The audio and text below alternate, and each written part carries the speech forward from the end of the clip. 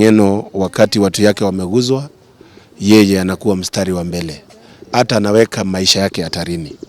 Tumeona wakati mashamba ilikuwa inachukuliwa ile upande, akiendea mpaka polisi kuwauliza maswali, na anawauliza wewe nani amekwambia upige risasi. Na hiyo ndi kuonyesha hiyo ndio uongozi ambao inafaa kukua katika nchi yetu. Na tuseme ni wakati mgumu sana kuelewa exactly what happened, lakini tutangoja ripoti kamili kutoka kwa polisi. Mheshimiwa Gitonga Mukunji, mbunge wa Manyata, Kenya inaomboleza sasa. Tumeweza kumpoteza mbunge Johana Ng'eno ambaye alikuwa mbunge wa Emuru wa Dikir. Wewe kama mbunge wa mara ya kwanza bungeni na vile vile mbunge kijana, nimeona mlikuwa na ukaribu sana, uliweza kumwalika katika eneo bunge lako wakati mmoja, mmeweza kuwa mkiwaona mkiwa na ukaribu sana. Sijui kumpoteza mbunge huyu kumekufikiaje? Wacha niseme kwanza ni habari za huzuni. Tulikuwa hatutarajii hii maneno. Tuliongea na yeye hiyo siku asubuhi, na jioni mimi nikapata ripoti, lakini sikuwa naamini kwamba ni Ng'eno. Na niseme Ng'eno ni rafiki yangu wa karibu. Tumekuwa na yeye kwa muda mrefu. Tumekuwa marafiki kutoka wakati nilikuwa katika kamati ya manyumba, na tukatengeneza urafiki ambao tumeweza kukua marafiki mpaka ametembea mpaka kwangu nyumbani. Na kwanza ni kusema pole kwa familia, kwa mke wake Ng'eno, mama watoto na familia mzima. Pia pole kwa constituency yake ya Emuru wa Dikir, na pia wale wanaita Kipsigis, pamoja na the whole Rift Valley region, kwa sababu mimi nimetembea na yeye, nikaona influence yake na mapenzi ambayo alikuwa anapewa na watu wa hiyo upande.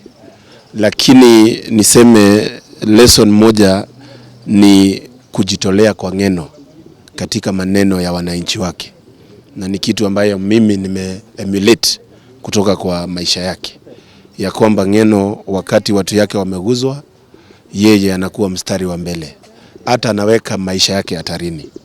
Tumeona wakati mashamba ilikuwa inachukuliwa ile upande, akiendea mpaka polisi kuwauliza maswali, na anawauliza wewe nani amekwambia upige risasi. Na hiyo ndi kuonyesha hiyo ndio uongozi ambao inafaa kukua katika nchi yetu. Na tuseme ni wakati mgumu sana kuelewa exactly what happened, lakini tutangoja ripoti kamili kutoka kwa polisi.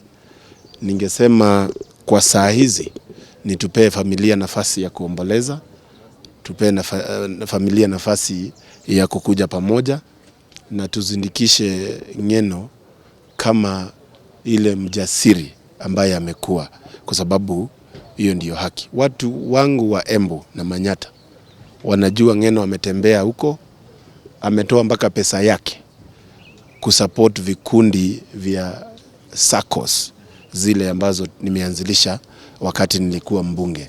Hiyo ni kuonyesha ya kwamba already impact yake ilikuwa kila mahali. Juzi nilikuwa na kitu inaitwa Kalenjin Night kule Embu, na kulikuwa na musician wengi sana. Kalenjin ilikuwa imepangwa na University of Embu, na musician wengi walikuja pale kutoka upande ya Rift Valley. Hawa musician wote karibu 15 walikuwa na imba wimbo wa Ng'eno vile ameweza kuwashikilia.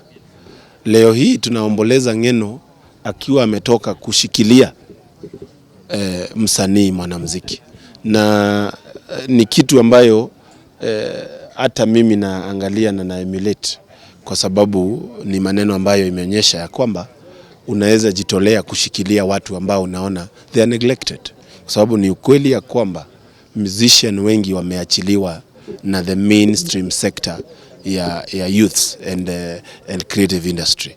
Na mwisho kabisa ni kusema alikuwa na ambitions mingi sana, hata kuwa rais wa Kenya, na alikuwa anatengeneza marafiki, akatengeneza marafiki na Mukunji na wengine. nimetembea constituency nyingi sana. Mimi nimetembea Keses kwa sababu ya Ng'eno. Nimetembea Uasin Gishu kwa sababu ya Ng'eno. Nimetembea mpaka Nandi kwa sababu ya Ng'eno. Na hiyo ni kuonyesha ni mtu ambaye alikuwa amepanga kufika mbali kwa maisha yake.